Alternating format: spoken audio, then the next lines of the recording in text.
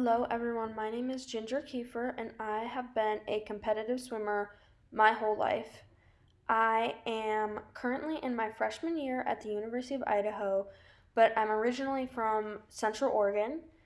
I am 18 years old, and I love being an athlete. Now, before this podcast, I had some limited knowledge on nutrition.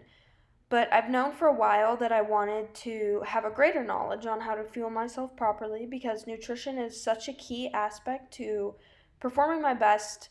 And when I'm not fueling myself properly, I can tell that it definitely hurts my training. So, one funny example of this happening is when I had gone out for lunch once and I had a massive cheese quesadilla, and the grease in the cheese made me feel so bloated and queasy that it was all that I could focus on when I swam. Um, Now, like the more nutrition side of this was that it made me feel pretty sluggish and weighted down, and it definitely did not give me the energy, the long lasting energy that I needed to have for that practice.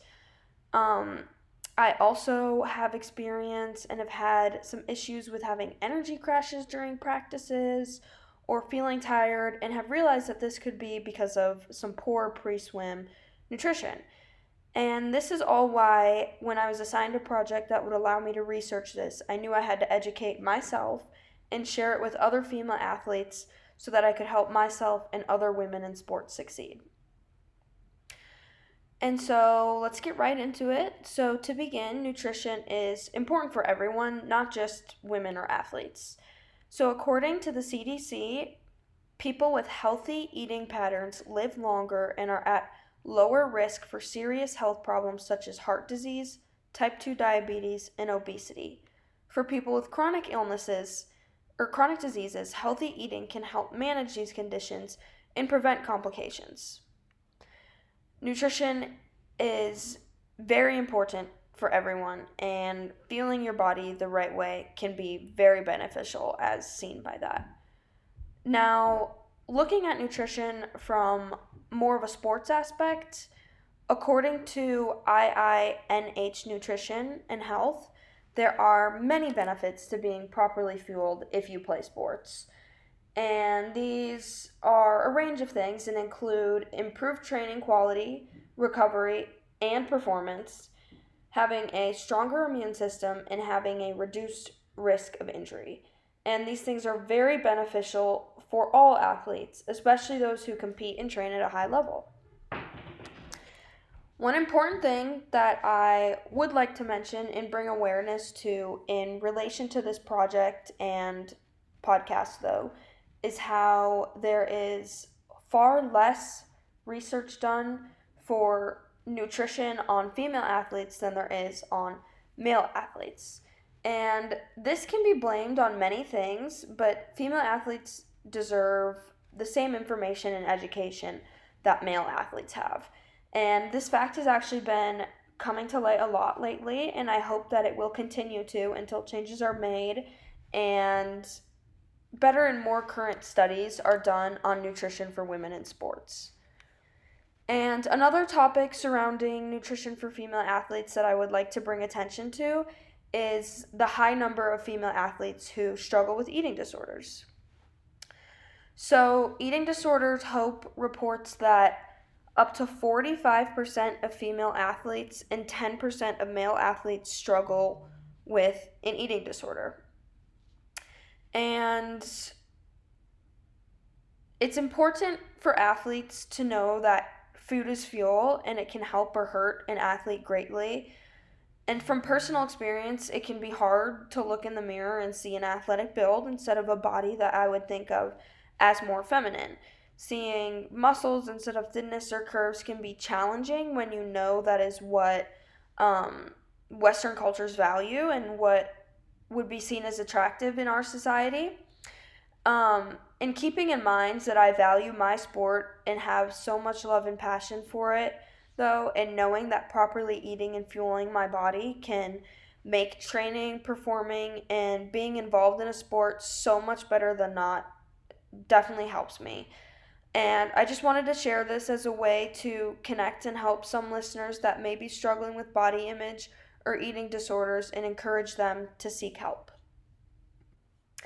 Now, let's dive, like swimming, right into this podcast. In this episode, I will be focusing on nutrition, specifically for female athletes, and we'll be describing a general overview of the diet, vitamins, and hydration that is beneficial to female athletes. So to begin, let's start with talking about what a general idea of how many calories you should consume daily. So according to Performance Lab of California, female athletes should consume 2,000 to 4,000 calories a day. They also mention how there's no set number to a proper calorie intake though, and every female athlete's needs differ due to weight, activity, and muscle mass, which is very important to keep in mind. Not everything works for everyone, so don't get fixed on a certain number or a certain body type. Now, to touch on basic macronutrient needs, iClinic recommends female athletes consume 1.2 to 2 grams of protein for every kilogram a female athlete weighs, and 30 to 60 grams of carbohydrates per hour. They also mention that a female athlete's diet should be 60% carbs in order to satisfy the high energy needs that female athletes' bodies require. And also, when I was researching, I came across a female athlete nutrition blogger named Erica Sutter. Now, on Sutter's blogs, I found several tips that she recommends from one female athlete to another. First, Sutter doesn't recommend skipping breakfast. She doesn't recommend skipping any meal and even adds not to skip breakfast because it is especially hard meal for anyone to find time for or have an appetite for. Some people don't wake up hungry, but it's very important to start fueling early in the day and break the fast from the night, which is breakfast, break the fast from the night. It's a long time without eating and fueling your body. So don't skip any meals, especially breakfast. Next, she recommends staying hydrated. She also says to eat a balanced snack or meal every 2 to 3 hours. And the last tip that I picked up on her blog was to get vitamins from food and to not just rely on them from supplements. And I thought these were a lot of great tips, and I'm going to go a little more into a lot of what she says, like the hydration, and yeah. So I know I just mentioned hydration, but drinking water is very important, so I want to go a little further into it. In an article published by UC Davis Health, it says that water is vital to our health. It plays a key role in many of our body's functions, including bringing nutrients to cells, getting rid of wastes, protecting joints and organs, and maintaining body temperature. And these are all very important things for anyone to have hydration, but especially athletes to be drinking a proper amount of water. And now, when I was researching, I came across several different water recommendations. The highest was from Mount San Antonio College, who says that female athletes should drink around 4 liters, which is 135 ounces of water a day. But most sources I saw recommended around 2 to 3 liters a day. And to talk a little bit more about vitamins and micronutrients that girls in sports need to take extra care of consuming, I found a chart published by Children's Hospital. Now, according to Children's Hospital, female athletes should focus on consuming iron, vitamin D, and calcium. And these things benefit female athletes very much. And to start with iron, it helps oxygen get transported to cells. And there are several different foods that are high in iron, including red meat, spinach, beans, and chicken. And vitamin D and calcium are also important to help maintain bone strength.